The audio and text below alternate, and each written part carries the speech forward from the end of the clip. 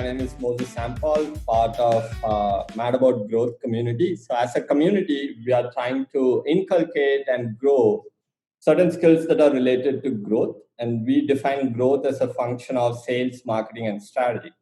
So as a community, we try to have team-based learnings on a weekly basis. So the first week usually revolves around marketing related topics that our content strategy team picks up. Then the content curation team kind of does research, puts a piece together. And as a community, we try to implement those strategies across the brands that we are working. So the second week kind of delves into sales, and the third week delves into strategy, and the fourth week is open for brands and startups and SMEs that are struggling to grow come and pitch to our community. And as a community, we decide which kind of brand that we want to work with for the next 2-3 months down the line, right? So that's the kind of ecosystem that we are trying to build. And part of learning is also from people who have been there, done that. So if we write, so for example, last week we wrote about moment marketing. So then we had Chaitanya Reddy, who's the current head of growth at AppNox, which is a mobile-based security startup. So we had him, and he was able to, give more experiential twist to the theoretical thing that we have written around moment marketing. So that happened last week. So this week we have Ravi Kikan with us. Ravi is currently the head of marketing and growth at Zing HR. And he has also written a couple of books. One is called Bounce Back Now, which is the current book he recently launched that. And the second book is How to Value Your Startup's Business Idea, right? Now, both these books are really valuable. Like if you're someone who is starting up, please check the first book, which is How to Value a Startup. And then kind of get into Bounce Back Now, because it kind of talks about the current scenario. And then, as an entrepreneur, you always go through ups and downs. And when you're at a lower position, so how do you pick yourself up and, bounce back? So that's the second book. And he also runs a community, online community, which has more than 40,000 members. That's insane. So that's something that we'll talk about as well. 400,000. 400,000. Oh, man. 500,000, almost 500,000. How do you do it? Okay, we'll get there. All right. Thanks a lot, Ravi, for doing this. First of all, you have always been very encouraging about when we said, hey, we are starting this. Like, yeah, we definitely need such communities. Though you yourself have a community, you're always supporting. And even now, when we asked you for this podcast, you are the first one who actually said, yeah, let's do this, right? So first, I want to know what, because I see this as a pattern amongst all community creators, right, or community builders, which is they have this innate ability to give more than what they receive. So where is that coming from, Ravi? The biggest issue with people is to hold everything with them. If I have knowledge, I will not share. If I have resources, I will not share. If I have some new understanding, I will not give. And because we are taught like this, we've seen like this from our kid old days, irrespective of caste, creed, or sex, across, it is given like that. But there's 1% of people you will see from. Generally, you see, you start from your grandparents actually, not your parents, because parents are a little selfish on that pretext. They are more demanding. But grandparents, if you look at it, they are more giving in nature.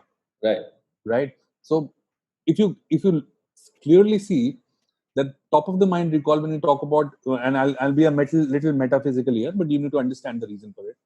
If you look at from a metaphysical angle, you will always understand the most giving person in your life so have been your grandparents, both from your mother's side and your father's side, right? But if you come a little later, when you grow up, you get a little distant from them. You start getting new friends and all otherwise, and you start seeing it that the topper in your class never shared his notes. He used to always make sure he used to throw chalks. He was never studying in the class, but he was topper. How did he top? You ask him, he said, "I don't study. I enjoy all the time." Right. And in the later half of the year, you find out that this bugger was studying throughout the night. Right. Right. And in the morning, he was playing cricket and he was making mischief in the class. Never shared. So you understood, because he never shared, he became a topper. And then your parents say, yeah, look at that guy, Sharmaji's son, Varmaji's son, or daughter. He or she is studying and not sharing anything with you, and you keep sharing everything with them. So out of those 5, 10 kids, you end up the 4 kids that end up, they're saying, yeah, I will not share everything that I get. I will keep myself. Nobody has given it to me. I will not give to anybody else. The chain breaks there. There's 1% of those people who share, who share that kind of understanding, saying, look, I need to improve somebody, and this guy needs help. I will share my notes, and that chain builds it out. So technically, these community guys, including me, are those weirdos who always were on backbenches, probably, and seeing everything and understood, यार किसी ने कुछ नहीं दिया मेरे को, but I will pass on the baton to somebody who might be needing it. So I would say it's a backbencher attitude converted into a great tool for forward pass on, and I think it has worked well. So communities, for me, it was purely understanding that there was a gap in startups. People did not network at the time that I started. I couldn't increase the community size because I did not do any paid marketing or something like that. It was pure organic. For the last typically 8 years, 7 years, I have never grown it. I could have grown it to more than 1 million right now if I were concentrated on it. But it was more of my hobby rather than my profession to do it. Right. So when you convert your hobby into something that you like doing, you mix that up. There's always a win spot, sweet spot that you like doing it, right? So I think for me it was that sweet spot of saying, let me understand and network with people, help them out, engage those guys, empower them out, put them into the community, and so that was it. My thought process on this. So you saw a gap, and then how did you go about creating that? Like, can you tell us about the initial days of like how did you grow that community? Yeah, so I was one of the early adopters on LinkedIn for that matter. So I had 2 options: either start your own community outside on a platform, which everybody has done it. A lot of many people have done it successfully. But I thought, why not? I don't want to create it because I want to create something of my own, something like that. Why not be on the platform and help people interact and collaborate on it? So one fine day I started it, and I called some 5 guys and we started chatting. At that point in time, the Q&A section in LinkedIn was there. So there was a question and answer section in LinkedIn, and it was the reason why. The biggest reason for growth hack on LinkedIn was, if you ask me very honestly, was groups and Q&A. And it was better than Quora, but that was not being probably monetized, and that was not probably their monetization, so they had to shelve that product out. But that gave them the real growth. People interacting, engaging, and suddenly 20 people being invited for that question, 20 people invited for that group, and suddenly say, hey, LinkedIn kya hai? What is this? And people started interacting. And so I think that calling people and engaging them and asking them, look, hey, what are you doing? I mean, what is this startup? How do you raise funds? He says, I don't know. There's somebody who's a venture capitalist comes in saying, hey guys, this is how you do it. And then somebody comes in saying, look, I'm a late stage startup in US. And that point in time, there were a lot less Asians on the platform. And once Asians are less, the discussions are less. Once Asians come in, the discussion is an automatic growth hack. You can't even stop that then. So this is pre-Asian mode, I would say. So it was more focused.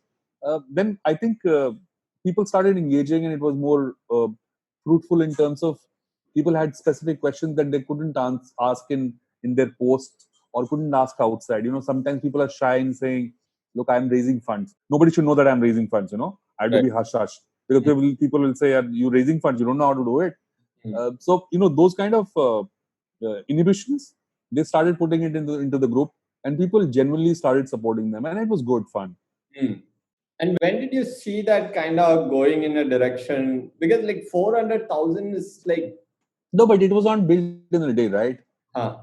So it was not built in a day. I did some growth. I did some growth in the very start. For example, one day I remember it was around, I think the community was around 60,000 at that, 40,000 or something like that. Okay. Yeah, and I said, look, I need to. Yeah, it was around 38,000, I remember. And I said, tonight I need to complete 50,000 members. And that time point in time, it was way back, some 7-8 years back, maybe yeah, something like that. And maybe more, maybe 8-9 years back. So I said, tonight I'm free, and it was Friday. So I had my beer, and I said, look, what do I do now? I need to get 15,000 members in the night. Random thoughts, right? So I said, what do I do? I don't want to do paid marketing. I want to do it organically. Let me just try it. So what I did was I opened some 20 windows. I went to all the communities that were available on some 20 platforms, uh, and I said, what is that I could do so that people come here? So what I did was I started the entire night. I started answering questions which were related to startups and entrepreneurship across platforms, right? And the whole night, I just answered questions. I just answered questions, but what I did was, in the end, I just give my link of that group along with where I was when I was answering it, right? So, and at about 5:30, I conked off, half half sleepy, half drunk. I said I had conked off. It was fun. It was a fun thing. I was not going random, but I was answering questions. I was not that drunk or something like that. But I was genuinely awake. But it was fun. It was like a pint of beer, and it was Friday night. Uh, I slept off, and I woke up in the morning in the weekend, and then I did some shopping, and then came back, and I saw the group, and it was 13,500 members they were waiting in the queue to be approved. I said, great. 500. Yeah, one night. So I said, okay, here is something that I learned, but then you have to sleep and slog. And I understood that it's possible, right? No, nothing paid, not an iota of time spent on creating ads. And generally, it was genuine content that brought people into engagement. Once that engagement started, people started coming there, and it was already full of those kind of elements that I wanted to. So that was cool. Lovely. And so this were across platforms, right? Like you opened up all these tabs across platform, probably Quora. I don't know if Quora was there. So yeah, so I was about at 20 places. I don't even remember which all those places. For sure, it was not Facebook, huh? Right. Yeah. So it was not Facebook. One of the platforms that I opened, Quora was one of them. It was, and then Quora was, I think, yeah, Quora was there, if I'm not wrong. Then there was couple of forums which Yahoo was there. I think Yahoo was definitely there. Okay. Yeah, Google, yeah, correct. And Google was there. Google was also there. Google had those forums as well. Yeah. And I used Gmail as well, effectively finding out those guys who were on my contacts and asking them questions. I did some random things together at the same go, but they were happening at the same time. Right. The growth bounding that comes in, you don't do all things at different times. You do all things at the same time. So it'll be really fast, really do it. I mean, so thanks Friday night, and it was good. Okay, but I mean, the pattern that I see is, again, it's the same thing. It goes back to the point of you adding value, and because people saw that you're adding value. Yeah, so it was no nonsense content. I saw in the morning what I read, and I screened all my content. The content was genuine. The good part was I was writing the truth. Right. I was not writing politically correct statements. Right. How do you hire? I said, you don't hire from universities. You hire talent. You hire human capital. If I answered like this, it's more of an honest answer, right? And I gave an example, and then I signed off. So the person who saw it probably understood it. Person who probably has done that recommended it. Right. So once somebody has recommended it and somebody likes it, the entire flux of that movement starts in, and people start going to your content. Correct. So where did that experience come from, though? For you to sit and write, you must have had experiences, right? Yeah. So just theoretical. In the last 10 years or so, I've worked with about 100 startups. Okay. At various whatever levels we call it, right? I've had my own stints. I've had my own failures, and my failures are more important to me and more dear to me than any of my successes.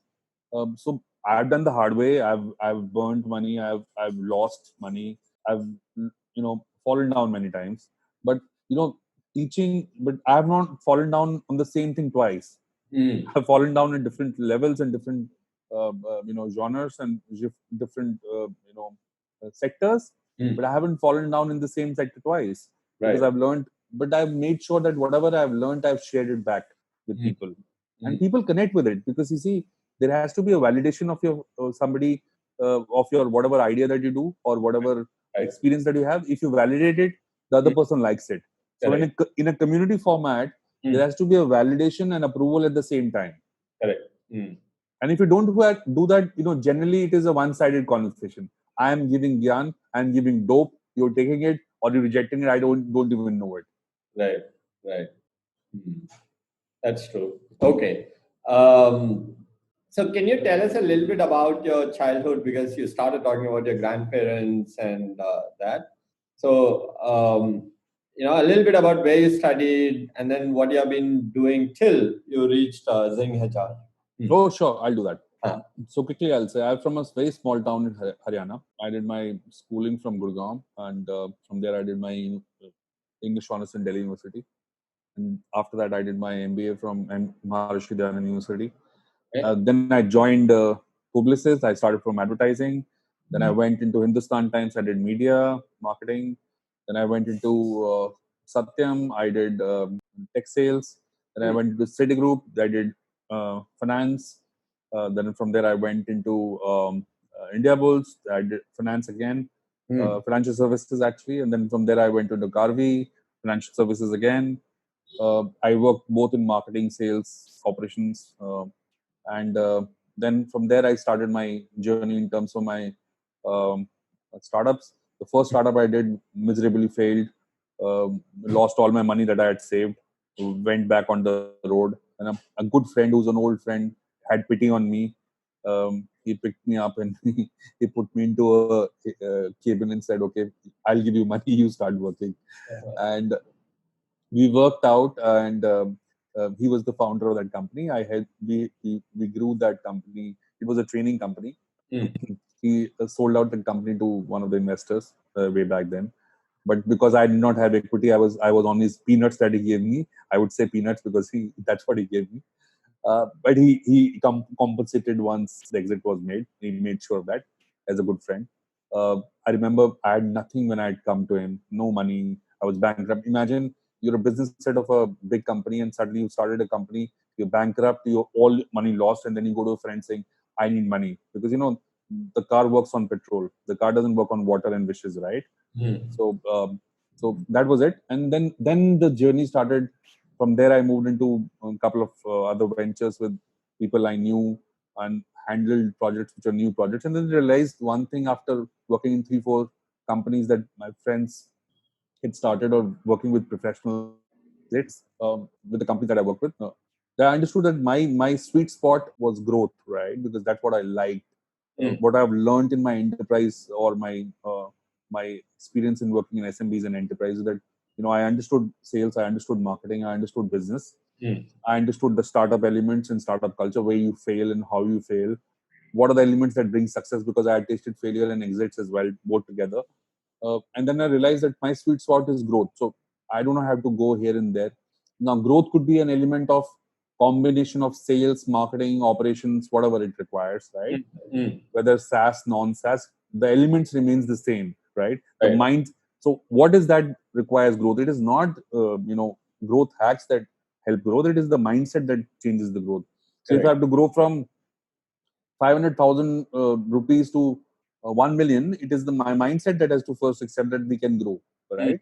And then you put people we put the processes and you put the people, and then you match out the skills, and then you put the pitch stops, and then you get to the target. So in the last 10 years or so, I've worked with, as I've said, across 100 startups across levels. And I've been happy that and be willing. And the only good part is that I've changed in sectors so that I can learn myself. You see, when you're growing old, there's a mindset that you build. Meko sab pata hai, I know everything. I'm Jeff Bezos myself. I'm Amazon myself. वो होता नहीं है. You have to unlearn yourself, right? There are a few guys who are very rigid about saying ki I know everything. So if you change sectors quickly and start learning from young enterprising folks around who could be smarter than you, right? And accept this fact in your mind that somebody is smarter than me, right? and you learn from them, then you become a little agile in your mindset. And you keep unlearning, relearning. So thankfully, I've worked with a lot of young and energetic folks better than me, who have taught me a lot of things and kept me agile all the time in terms of my learning cycle. Okay, but that also requires a growth mindset to unlearn. Of course. Right? It doesn't happen. See, whether you're doing marketing or you're doing sales, if your mindset is not growth oriented, you will never be able to unlearn or relearn. Right. First, you have to unlearn whatever you learned in terms of experiences, your mindset, your baggages, etc., etc. Keep them at bay. And now, once you unlearn them, you start relearning new things. Right. Okay.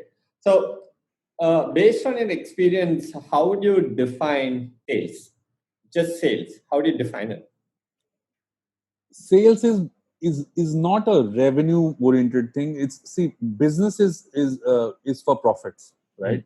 Sales is not a exchange of a transaction, monetary transaction. Sales is a mindset orientation, I would say. And this is how I define sales. You can have 1,001 definition. People have great books written on it, but I think sales is when the other person buys you, then he buys the product or the service, and then he buys the brand that you're servicing.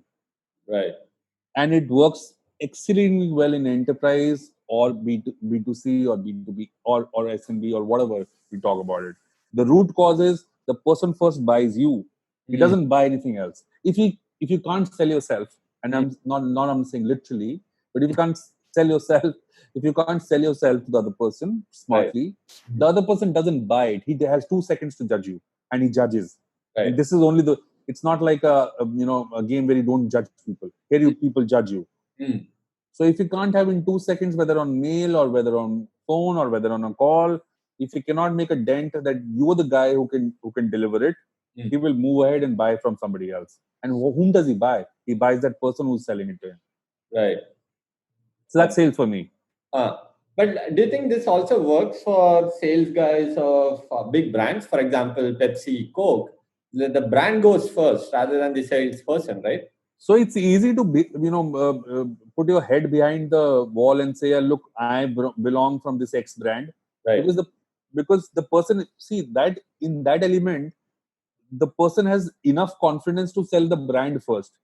But you see, the person who's successful, you'll find every other successful person, whether he works for an X big brand or a small brand, right, is somebody who sells himself first. Correct. You might stand behind a brand and sell it. It becomes easy for you because the other person is trusting the brand. Correct. See, somebody who built that brand first sold himself, then the product, correct. Then the brand. So there are 1,001 people who have done that. So you're basically piggy banking on them. Right. You're not doing something for yourself. You're not doing contributing zilch. You're basically a weirdo who's backing out with a brand, right? So that's fine. It's okay. It's fine. Nothing wrong in it. I've done that myself. But that's okay. The question kind of came from that question only, which is because when you're with a big brand and then you try to sell something and it sells, and then you think you are a sales guy. So I will use I will use a vernacular language here. Hindi में थोड़ा use करूँगा कि when I was in a big brand X, I will not name them. It sounds a little delusional. But if so one of the brands. Okay, let's put it this way. I don't care now. so when I was in city, when I was selling a product, I used to tell customers, sir, मैं city से हूँ. आपको पता city कितनी बड़ी brand है? उसको कुछ नहीं पता. Okay. वो सोचते हैं हाँ बहुत बड़ी brand है सर. सर आपको पता है कहाँ हैं हम आपको देने ले लो सर सिटी की. So basically, I'm not selling myself. I'm just selling and piggy banking on the brand. Correct. But when you're in a startup or an SMB, the customer doesn't know jack about you or jack about your product. Exactly. But then suddenly you tell the customer, sir, then you problem solve the customer by selling yourself. Sir, मुझे पता है आपकी problem. I know your problem. You're facing this problem. I can solve that problem in 2 minutes. Okay. Forget everything. Buy my product or don't buy it, but I will solve your problem. The customer suddenly starts trusting you. The moment you buy, he buys your trust. You actually can sell him anything. So the first rule of sale is that you have to first sell or pitch the trust to whoever you're trying to do. If he buys the trust, whether that's a CXO, whether it's a mid manager or an entry level, he has to first trust you. And your recommendation on trust sometimes comes with your vintage, sometimes comes with what you speak, and sometimes comes with a proof of concept that you're showing it to him. If you don't have a vintage, you don't have a proof of concept, you show him the problem that he is facing. He will connect directly with you. For example, if I'm writing a new book, for example, and I am facing a problem, and if somebody comes to me, I don't want to go to a publisher, and somebody comes to me and saying, Ravi, I know that you're writing a book, and I know you're facing challenges in publishing it in a paperback. I can give you a solution. Whether you want to publish it doesn't matter, but do like this. The moment I complete my manuscript, the first person I will talk is that guy. But how did he know that you're going through that? That you want to publish? That is intelligent sales scouting, right? That's marketing that leads to your sales. Right. That's what your pre-sales and marketing has to do in terms of finding those problems and giving back to the sales, saying, these are the 5 problems that we have identified. Please hit on these problems. Solve this problem. Because people buy solutions, right? People generally don't buy anything else. So if you provide solutions to him, your 40% or 50% sale is already made. Then you have to sell yourself in terms of how convincing you are. Then the final stage is pricing, etc., etc. But these are the first stages that you have to cross in like 5 minutes of your discussion or 10 minutes of your discussion. Right. So good. Can you tell us like 2-3 things that a person can do to make him or herself sell them better, right? As a person, what can they say? It's usually honesty that works. That's what I believe. But like in your career, you would have seen certain things that usually works, right? Like when you initiate a conversation with someone, and you know that, hey, yeah, this thing usually works. I'm able to establish a relationship with the person sitting on the other side. Can you think of like 2-3? Yeah, sure. I can do that. I think the first element is to understand that whether you want to be truthful or you want to be politically correct. Okay. See, politically correct means Ravi, great specs. Right. For me. Truthful means red doesn't look good on you. So you have to identify those things. You can only be truthful to the person you probably know. Right. So having said that, if you're going directly to somebody who's unknown or stranger, it is good to be a little politically correct first. Right. If you're going through a connection, you understand and the connection has made an intro to you, you can be truthful, saying, sir, I know I'm calling at 9:30. I hope you don't mind because XYZ told me that I can call you anytime. I hope it's okay with you.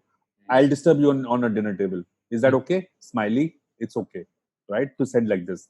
But if you're sending it to a CEO whom you're directly saying and you're 9 o'clock in the night, you're sending him a mail on a LinkedIn or probably on an email, you better be clear in saying what are you writing.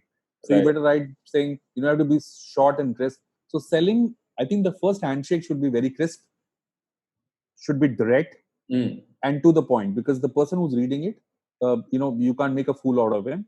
But if he understands it, so for example, if I want to sell something out as an enterprise product to somebody else, I would probably not give my history to him because he might know it. From that perspective, I'll just give my website link and not tell about myself. It is like that spam that comes on LinkedIn, 400 emails a day, which say, here is what I am, and 100,000 words, and then talk about what you need. So it's better to say, look, I am into this X business, doing this. I understand that you require A, B, C. I will require just 10 minutes of your time, convenient to you, and whatever it is. Hope that is okay with you. If you can put some reference into it, nothing like it. It adds more value and credibility. It's always B2B, because this is B2B, so I would put it this way. When you're communicating with somebody who's a decision maker, please use a reference if you can first. He was always valued and validated that email or communication. Otherwise, 90% chances if he doesn't find the communication too lucrative. I mean, see, he's a human being, right? The CEO. He must have fought with his wife. He must have fought with his kid. He would have had a bad day at office. His money would have gone down in the stocks. What mood do you know he's accepting your email ID, your email communication in? You don't know that, right? So you have to be you have to be a little generic. You have to be a little focused in terms of giving a crisp, small call to action email or a communication to him, which ideally should have a reference or somebody he knows or trusts. 50% of your job is done there. Right. So you start with a reference and then you talk about what's the solution that you can offer that will solve this problem. So for example, For example, if I write a mail to you where I want to pitch my growth team or growth crowd sourcing to you, and you are an enterprise and who wants growth as his mindset, or growth as a product, or a growth as a service, whatever you call it. So if I write to you saying, Moses, this is Ravi. Manish gave me a reference. Manish Gupta gave me a reference from XYZ company, and he spoke highly about you. Full stop. Second line would be, I have a team of supercharged, energetic folks who have helped 20 enterprises get into growth cycle in no time. All I need is 20 minutes of a time, as convenient to you. Here is my calendar list. Please pick and choose your time with convenient to you. I look forward to hearing from you. Done. 50% chances that you've taken the sale up there and then. I can guarantee that. But what people generally do is this is how they do it. Dear Mr. Moses, I think pandemic has screwed everybody up. I hope you are having beer. Beer must be chilled. I don't know if it's not chilled. Let me make it chilled for you. Earth is going to fall down. Jupiter is going to crash into Earth. Blah blah blah blah. And then suddenly they will say, "Sir, we are into the business of XYZ. Would you want to test it? Here's the video also." At 9:30 in the night, if this mail comes to me, even if I want to, buy into that person's mind, I will reject it outright and put it in my dustbin. True. Okay. So now this is for decision makers, but like in a B2B scenario, you would also be interacting with not just decision makers, but like there's a level in which like we have to eventually get to decision makers as well, right? For example, Zing HR, and if you're selling an onboarding product, right? So because the HR executive is going to be using the product, and then probably you have your digital transformation or like chief digital officer who kind of looks at all the products that kind of gets into a company, and then it goes to the CXO level who's going to sign the thing, right? Is that how then your messaging is going to change as per the person that you're going to be talking, or it's the same? Yes, the messaging should be different because the decision maker is direct. Right. Small, crisp, to the point with the reference. For the non-decision makers, you have to think like how he would receive your mail, or your communication. So that there are two things into it. Part is, he might recommend, he might not recommend. Right. The second part is, there will be competition who will also be doing the same thing as you're doing. You're not Michael Jackson that you will do a moonwalk and he will dance on you. No, he will not. So the chances, in considering both these factors, you have to keep in mind that you have to give him enough content, enough crispy stuff that he can project it to the decision maker or makers, and project it out and say, look, here is something that I like. Here is something, how is it different? And here is something that we should definitely use. So he becomes your influencer of your brand, internal influencer. So you have to create that. So when I send a communication, or when somebody sends a communication to a non-decision maker, you have to basically create that guy into an influencer of your product and brand to the stakeholder who you are pitching to. Lovely. Okay. So as a process, so now we started with scouting, and then we talked about how do you reach out to these people. And then the next step is obviously closure, which is the toughest part. So let's say, which usually happens a lot of times, right? Like people are on the fence, right? They're evaluating 4 things, on the side. They like you, but they still haven't decided that they're going to go with you. At that point, how do you push this cat off the wall, which is either going to jump this side or that side, right? Yeah. So I personally feel, and this is my personal. So I'm not representing my company here. Right. I'm just saying my opinion here. Yeah. My opinion is that people, when it comes to cost, they become super stingy. If I want to give you money, you will accept it. But if I have to take money from you, you will say, "Yeah, hold on, wait a sec. Here's the beer, or here's the coffee," right? So in that case, you have to understand that the only factor that can influence or a closure is, again, come into the shoes of the decision makers and the influencer and say, what are the 3 elements? And that happens in the scouting process. Okay. You see, so when you qualify a lead, typically you need to understand that process of man, does he have authority, does he have the need, Mm. does he have the power, Right. or is he qualified to pay you across the band or the man network, whatever you call it, right? Yeah. Mm. Qualification process.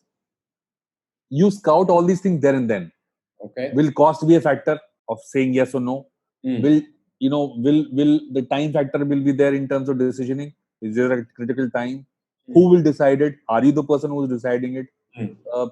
And a step more, saying, what will it need for you to give me your money is the question that you need to answer before this entire thing happens.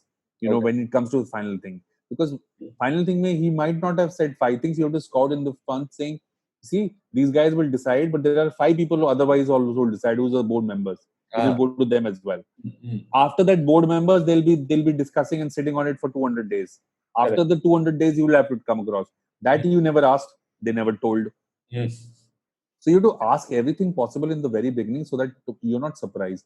Secondly, if you have to also corner them at certain point of time, and it is good to do that, so that it saves time. So you can be polite, at the same time you have to be tough in saying, I know, sir, as long as I ask you this thing, you want to close it by 30th August, right? Can you document it? Because I will push everything under the sun to get it on 31st. Everything. But sir, 31st hona chahiye, So you are convincing the customer, saying, look, gentlemen or ladies and gentlemen, I'm doing everything under the sun for your 30th. Please don't reject me on 30th. In a very nice way. So that also puts the pressure on the client back, saying, or the enterprise saying, look, he has given me a deadline. That's reverse psychology. He's given me a deadline. He's very strong on his deadline. But sir, I will do everything for you. I will move the moons and stars and my CEO and everybody. I will burn the city upside down. But you've given me 30. Please document it. So that could be a smart way of putting, not pressurizing your customer. You can't do it all the time. Sometimes the customer is 10,000 times smarter than you. He has taught 100 people, and that's the reason why he's a CEO, right? Or a CHR, or whoever he is or she is. Give credit to, but you have to be very, that's relationship building.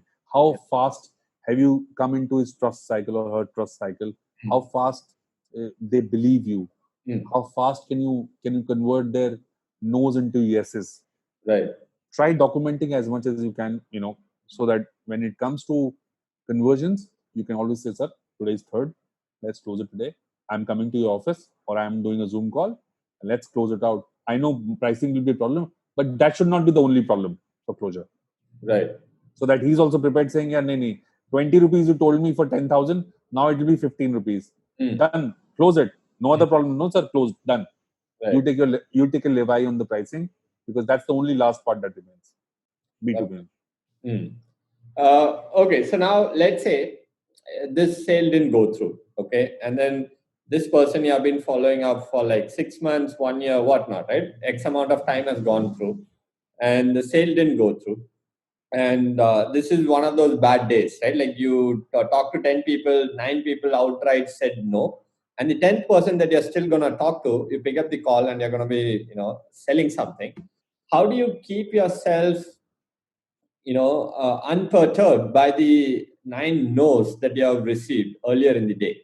How do you manage to have your attitude and your head essentially up and still go ahead and pitch whatever you wanted to pitch as if nothing has happened that particular day? How do you maintain that buoyancy in a sea of no's? So I'll give you an example. I've worked in collections. Collections is part of risk in financial services, and where you have to go and collect money, right? Money collection is the most difficult and the most shittiest job in the world, if you ask me, honestly, because people don't want to give part away money. They want to take money as a loan, but some people generally do not want to give it back. Generally, right. I'm not saying everybody, but generally, right. It's a generic phenomenon, right? And it has nothing to do with, again, caste, creed, religion, or level of. So I've seen multimillionaire people defaulting on a 50,000 rupees loan and not paying their EMIs. And imagine if you have 20 people, you have to go every day to find out and take money from them, and then refusing it. Imagine the 21st knock that you do on the door. What is your mindset on that? Right.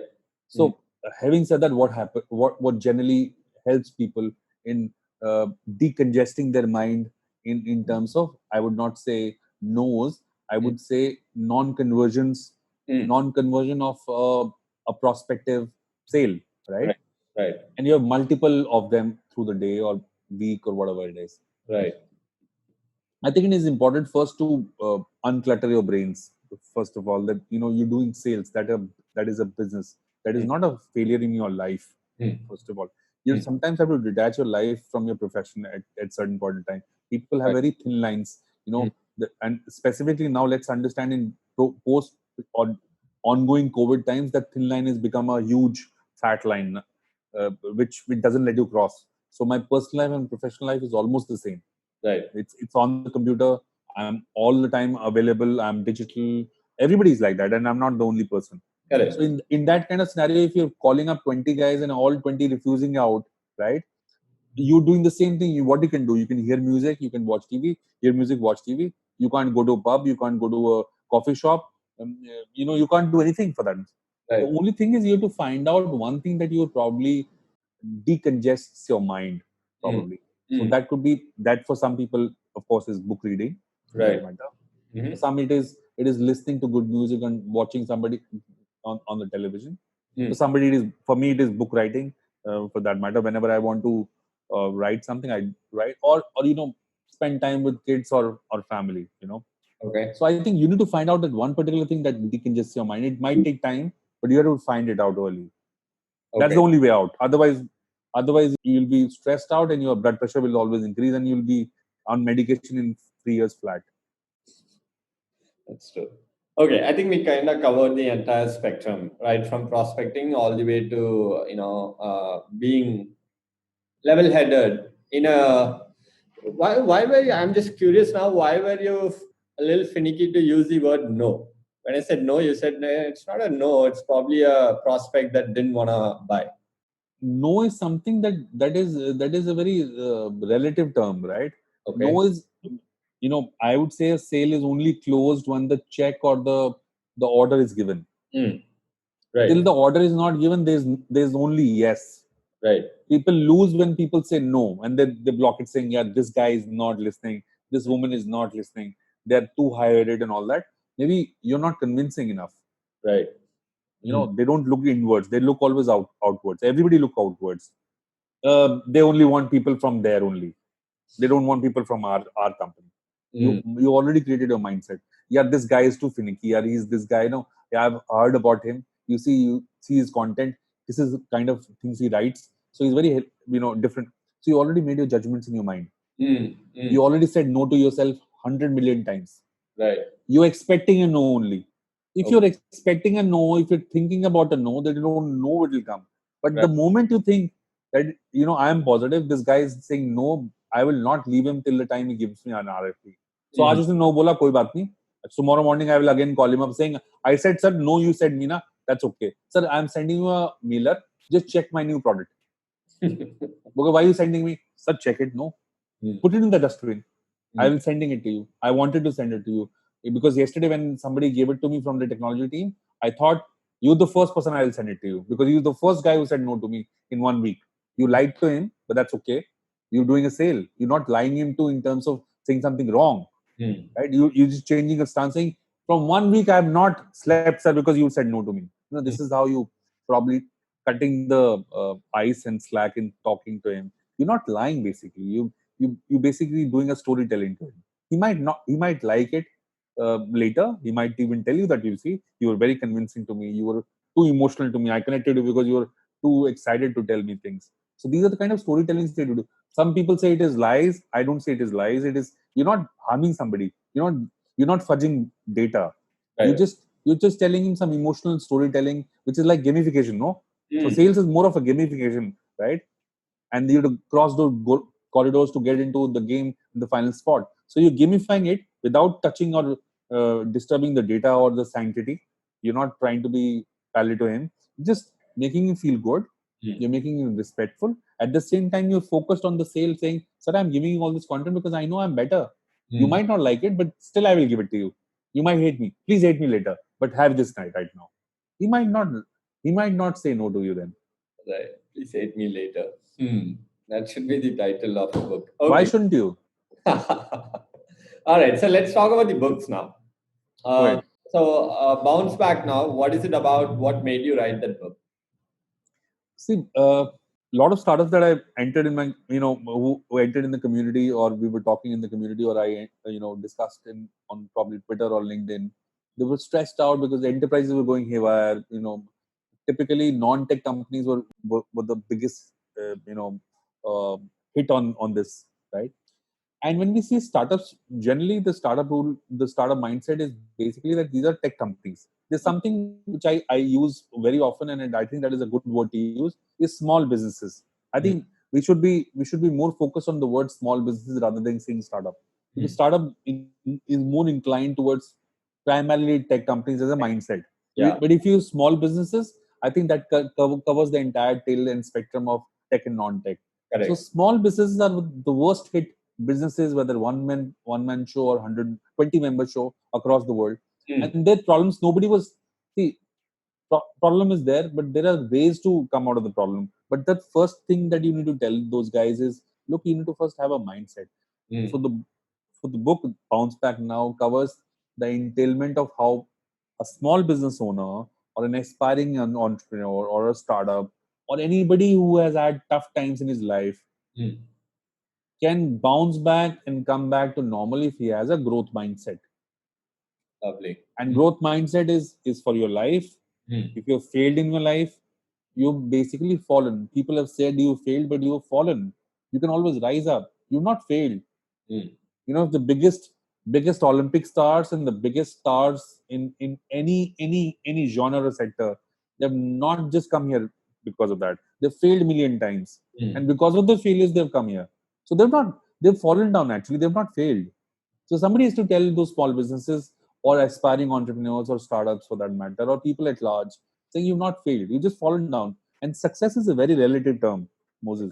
Right. For somebody, success is building a house. For somebody, it's a Merc. For somebody, it is as easy as saying getting a job in a big city. So you can't compare success. People compare success, and that's the thief of joy. So never, success is a relative term. You have your own set of successes and follow that, and do not have success as a comparative term because it's a thief of joy. Simple and straight.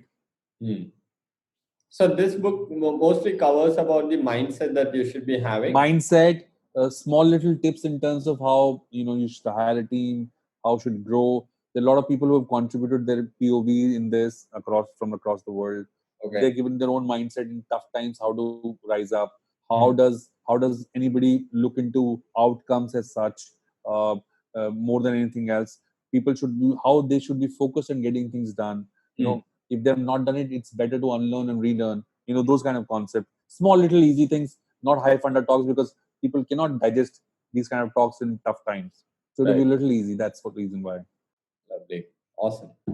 Okay. So do you remember the inflection point when you decided to do what you're doing right now? Yes, I did. About 2 years back when I wrote my first book.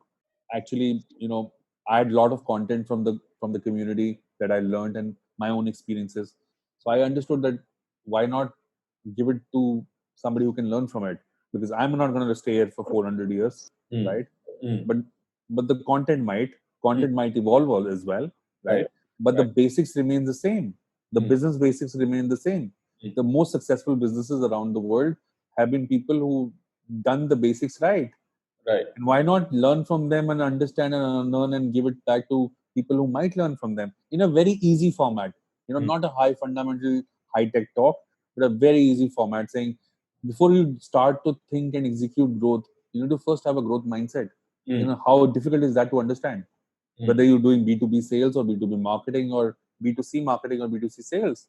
If you don't have a growth mindset, the best CEOs in the world who have raised funds or done well are not people who've have great degrees. Are the guys or probably put their growth mindset onto a burner and put the flame high. And that's the bottom line.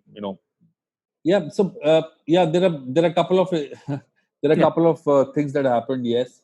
I interacted with a couple of startups. I had my own own failure in my back of my mind, and I understood that tough times nobody helps generally for Correct. people, right? Mm. Sometimes you have to support yourself. So there's one startup I spoke to. He was going through a tough time, Okay. and then he was morally down, Mm. you know. Mm. And then I had a failure in the past where I remembered that at that point in time there was no COVID, but I remembered that I was all down in my on my money, all down in my motivation, and I said, "This is the end of the world." Mm. But that's not the end of the world. You Mm. see, the moment my inflection point was the moment you realize that this is just a small little phase, because good days are numbered, so are the bad days, Mm. right? So Mm. your good days have ended, your bad days started because you failed once, you've fallen down once. So Mm. good days are coming again if you start again, right? What's stopping you? Nothing. So inflection point was to that realization that Mm. I failed, somebody else I see who's failed. Mm. These are tough times, and there will be million people around the world who will be dwindling with this topic and how to bounce back in life. Maybe this is the time that they need some kind of motivation to say that if it's possible with some unknown face in the unknown territories of the world, it can Mm. happen to anybody. So Right. why not me? Why can't I bounce back? Yeah. Mm. Very nice. Okay. So you, of course, are a writer, which I'm assuming you also read. So what kind of books do you give to people? This my all-time favorite is Dale Carnegie. Is my all-time favorite. So however, I Mm. always try to give Dale Carnegie Okay. How all the can time. you influence people? All is he has about, I think, four of them, Right. Mm. 3 or 4 of them. I how to win friends is the top of the mind always, Right. all the time, because that's basic. Ah. If somebody is read, see, I read it. I started reading that in my original paperback, which my grandfather gave it to me. It was an original paperback in 7th standard. I from my 7th standard till whatever age I am in right now, um, I've read it about 200 times. Every time that I feel bad, I start reading the book, and suddenly I'm happy, because that book's actually the books. That book tells you about how something was relevant in the 20th century, Mm. how it is relevant now, Right. how it will be relevant in 1,000 years from now as well if we live. And the basic rule, Moses, is the same. You Mm. have to be you have to be happy, you have to be thankful, you have to be kind, and these are basic things. Huh? You Correct. realize it lately in life, and if Mm-hmm. you follow these things, whether you're doing sales or marketing or you're doing growth mindset, comes very handy. So Dale Carnegie is number one. I like Ernest Hemingway, so I generally try to or otherwise people don't connect generally with books very often, but Mm. people who do, I generally give them business books. I don't. So it is mostly Dale Carnegie, Ernest Hemingway, or poems for that matter. Mm. Okay. Poems. Did you write poems as well? I wrote that in my English honors days, but now, I mean, no Okay. more. No Okay. more.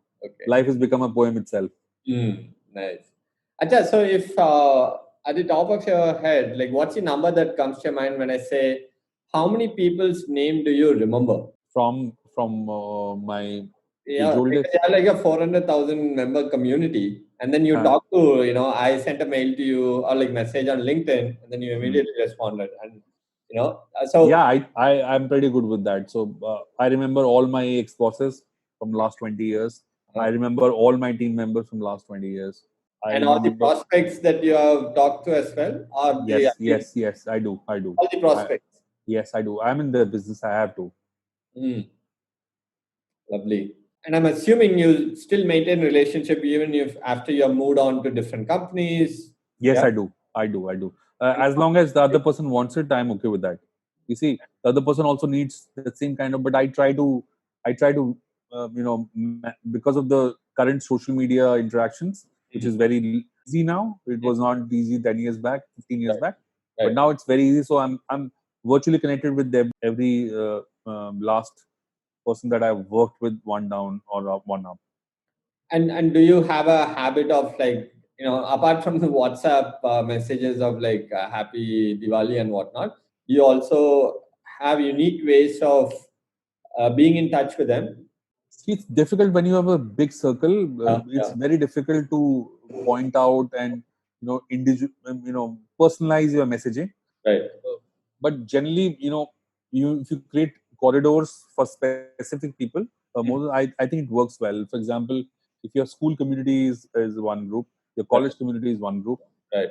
there are very few chances that your school community could be a professional community as well. Yeah. So I have those communities built in my structure by saying this is my alumni community, this is my alumni community in my office, in my previous work. This is my alma mater in my school, college, and so that similar content for consumption is given to those guys, so that you don't give your business content to your school. You know what will come back from it, right? So so it is always advisable to not have a generic outflow for everybody. Unless until it is a Friday, you have a meme which comes in and you throw it open to everybody. But generally, it's good to be in touch with people who are even prospects as well, because finally it is about relationship. He buys or she buys your relationship only, right? It's easy because you have to also trust them and make their life easy. So finally, if you don't become friends, fine. You always can have a good note where they can share things with you and you can consult them. So it's more of a consulting pitch that you do always and make sure of that. Right. Lovely. Don't burn the bridges. That's what. Absolutely not. It doesn't have to be. It's a round world. Correct. People don't understand that it's a round world. A lot of You, people you think never. it's a flat world, though. Yeah. Or those flat earthers are. I like those flat earthers. There are a lot of communities that I'm part of that I just want to see how those flat earthers perform. But they're interesting people as well. Of course, I'm sure. There's also donut earthers. You know that? Yeah, But go ahead. people believe that like Earth is a donut. There's a hole in the middle. Yeah, so there are conspiracy theories by dime and dozen. The flat earthers have a huge conspiracy theories, right? And they're validating it. There is a community which validates it. You have to Yeah. believe in me. So yeah, it's interesting people around the world. Lovely. Ravi, thanks a lot for doing this. We are going to open up now for other people to ask questions as well. So thanks a lot for doing this. And guys, do we have any questions? Okay, so hi Ravi. First of all, we really enjoyed your session, and it was quite insightful. Hi. Okay, so my question is a little on the generic side. So as we are going through pandemic and getting the clients on the calls and then moving the needle over there has been a little difficult, right? So do you have any suggestions of how to approach clients and how kind of one of the questions what even Sam covered was how do you push the client off the fence?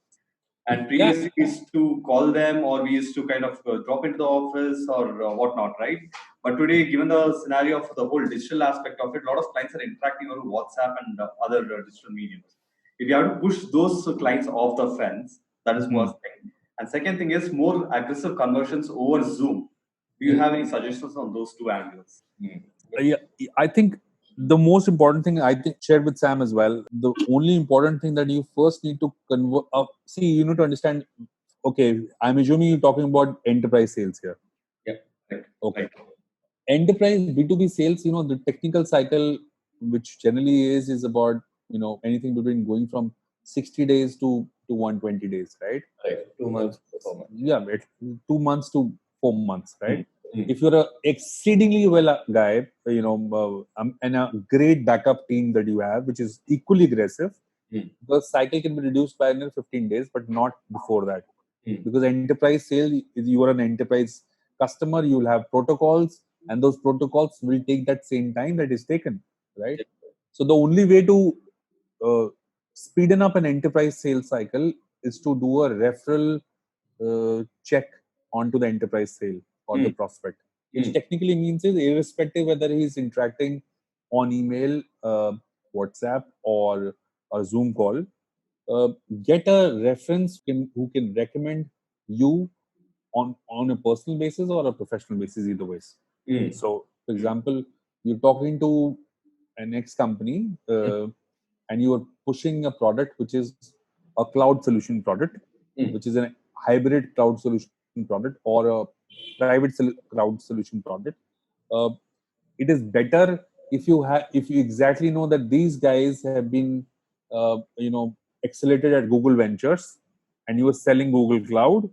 So you get the Google guy to recommend you to those guys and put a word use that trail mail to say that, look, or ask him to recommend a sweet time for you to talk to him on a small note.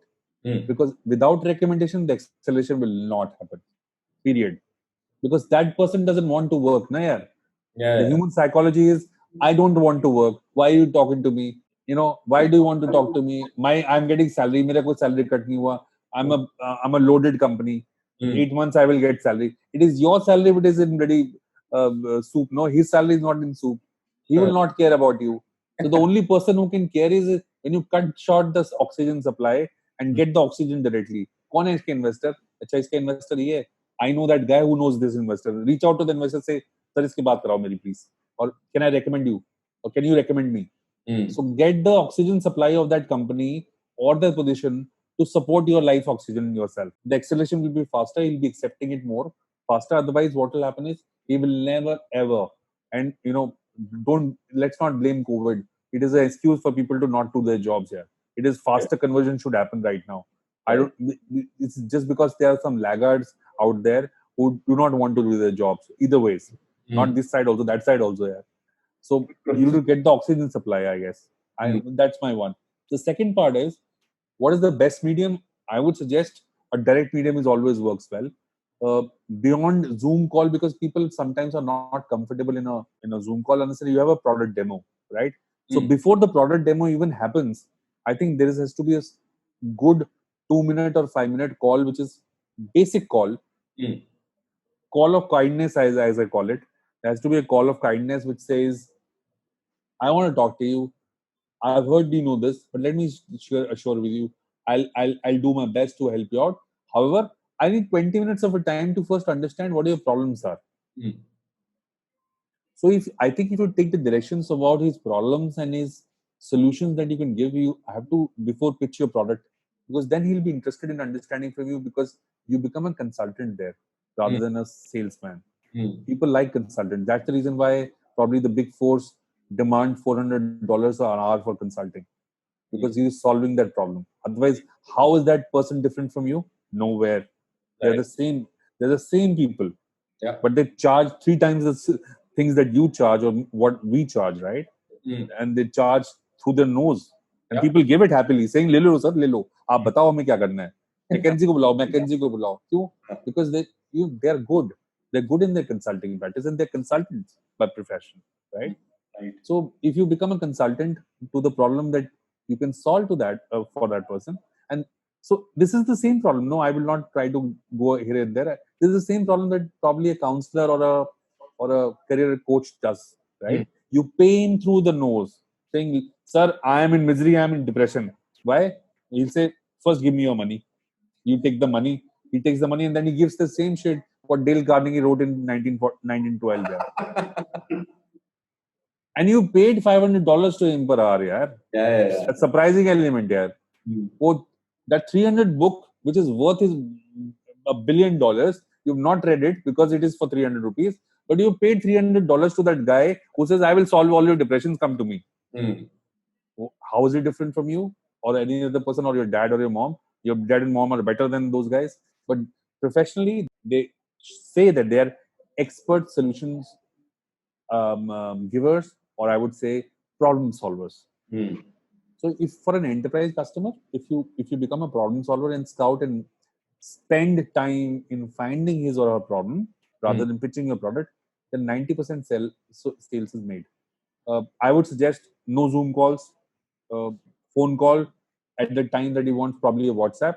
Only when you have discussed his problems, come to a Zoom call and close the call. Okay. My suggestion, and this is personal suggestion I'm doing. I'm not doing what XYZ are doing. I will not say what others are doing. I would say if I were you and I had a customer like this, I would probably spend 20 minutes or 10 minutes in saying, "I will be quick, sir. These are the 10 points I want to understand from you. Are you facing problems on any of these points? I will tailor build a solution for you." Right. Even if you don't. Right. He will be saying, "Okay, he's working for me. He's not working for anybody else." Yeah. True. Awesome. Fair enough. All right. Cheers. All right. Lovely. And then if you're listening, please check out Bounce Back Now and How to Value Your Startup Business. Awesome. Thanks a lot, Ravi, for doing this. This was wonderful. I really learned a lot. Me too. I'm also learning myself here. All right, boss. Thanks a Bye lot. bye. Take care. Bye bye. Take care.